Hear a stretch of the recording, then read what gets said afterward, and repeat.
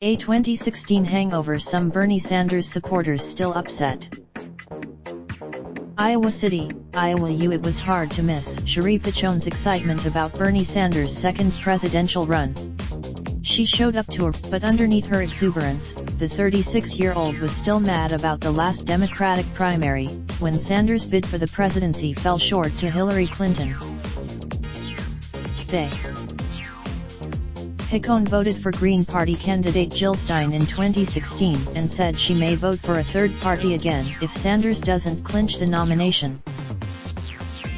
She's emblematic of a persistent group of Sanders supporters who won't let go of the slights you real and perceived you from the last campaign.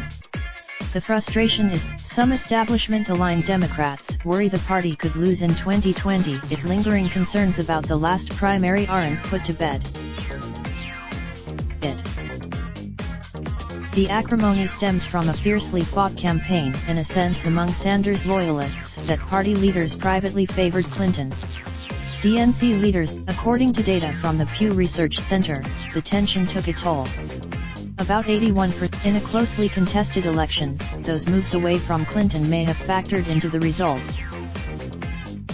Since the election, party leaders have sought to smooth things over with Sanders and his supporters. DNC Chairman Sanders has publicly expressed confidence in the process this time around, but in terms that suggest he won't soon forget 2016. In an interview Friday, Sanders' campaign manager Faiz Shakir echoed that optimism.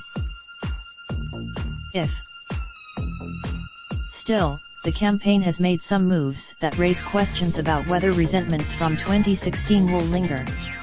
Brian Ajoy Gray and some of Sanders' most loyal supporters in the crucial early voting states say they're not ready to fully move on. Nicholas Shaw, a 39-year-old from Concord, New Hampshire, spent his recent birthday watching Sanders speak. Like Pichon, even in South Carolina, where Sanders lost momentum after a 47-point drubbing from Clinton, some supporters are still smarting over a process they believe was rigged. Lost. Woodall reported from Manchester, New Hampshire, and Kinnard reported from North Charleston, South Carolina.